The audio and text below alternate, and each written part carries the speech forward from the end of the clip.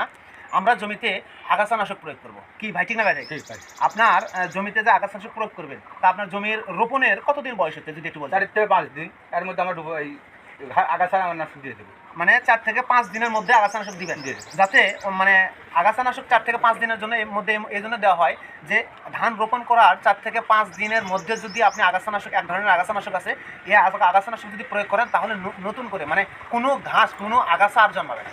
এটা হলো pre emergency আর post emergency. Pre বলতে ঘাস গজানোর পূর্বেই একটা আগাছানাশক প্রয়োগ করা, এবং পোস্ট ইমার্জেন্সি হলো ঘাস মানে আগাছা জন্মানোর পরে যে এটা মানে প্রয়োগ করা হয়, এটা হলো পোস্ট ইমার্জেন্সি। এখন ভাইয়ের ধান রোপণ করেছেন 4 থেকে 5 দিন বয়স, আজকে দিয়ে 5 দিন বয়স হচ্ছে। তো ভাই কি ঔষধ প্রয়োগ করতেছেন এটা আমরা দেখার চেষ্টা করতেছি। তো সর্বপ্রথম এখানে দেখব আমরা, এটা সুপারহিট, এই যে দেখেন সুপারহিট, এটা পেটিলাক্লোর 50%, মানে এটা ঘাস গজানোর পূর্বে এটা ব্যবহার করতে হয়। এটা ব্যবহার নির্দেশিকা হলো আগাছা কী কী আগাছা দমন হবে, এটা লেখা আছে শ্যামা, হলুদ মোথা, বড় হলো জয়না, চেচরা, হেলেন্সা এবং পানিলম। এই ধরনের আগাছা দমন করার জন্য এই সুপারহিট আগাছানাশক, এই যে হলো সুপারহিট 500 ইসি, এটার মূল উপাদান হলো পেটিলাক্লোর 50% আছে এর মধ্যে। আর এর সাথে এটা ব্যবহার করছে প্রতি বিঘায় কত মিলি? 100 মিলি। প্রতি বিঘায় 100 মিলি এই সুপারহিট ব্যবহার করতে হয়। এর সাথে এই যে দেখতে পাচ্ছেন পাইরাস, এটা হলো পাইরাজো সালফিউরান ইথাইল, এটাও কিন্তু আগাছা গজানোর পূর্বে ব্যবহার করতে হয়। এটা হলো 10 WP। এটাতেও এই যে এটা পুরোটাই আছে দেখেন, পাইরাজো সালফিউরান ইথাইল, এটা হলো এমিনেন্স কোম্পানি, প্রতি বিঘায় 25 গ্রাম।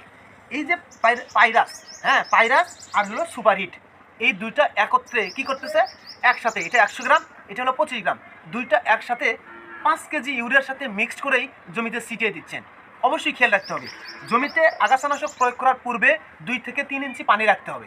পানি রাখার পর এই আগাছানাশক সবগুলো 5 কেজি ইউরিয়ার সারের সাথে মিক্সড করে জমিতে ছিটিয়ে দিতে হবে। ছিটিয়ে দেওয়ার পর নতুন করে ওই জমিতে পানি প্রবেশ করানো যাবে না, জমিতে নিজেই প্রবেশ করা যাবে না।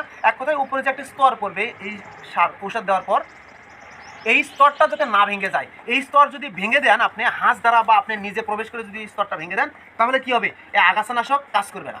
তাহলে এই আগাছানাশক মূল সূত্রই হলো আগাছানাশক ব্যবহার করার পর যে উপরে স্তর পড়ে, এই স্তরটা পানি যে আছে 2 থেকে 3 ইঞ্চি সর্বপ্রথম পানি দিয়ে নিছি, এই পানিটা মাটি পর্যন্ত শুকিয়ে নিতে হবে। এটা সময় লাগবে 5 থেকে 7 দিন। 5 থেকে 7 দিন যদি পর আমরা কি করব, ওই জমিতে দেখব যে মাটিতে পুরোপুরি শুকিয়ে গেছে, মাটি শুকিয়ে গেছে নাকি, আর উপরের স্তর মাটিতে সুন্দর করে বসে গেছে নাকি। যদি উপরের স্তর সুন্দর করে মাটিতে বসে যায়, পানি যদি আর না থাকে, তাহলে আমরা নতুন করে পানি প্রবেশ করব। তারপরে আমরা নতুন করে সার ব্যবহার করব, যেটা ইউরিয়া সার প্রথম কিস্তি যেটা ব্যবহার করা হয় 10 থেকে 15 দিনের মধ্যে, এই প্রথম কিস্তি তখন সার ব্যবহার করবে। তো আপনি অবশ্যই বুঝতে পারছেন আপনার জমিতে একটা ঘাস আর উঠবে না, একটা আগাছাও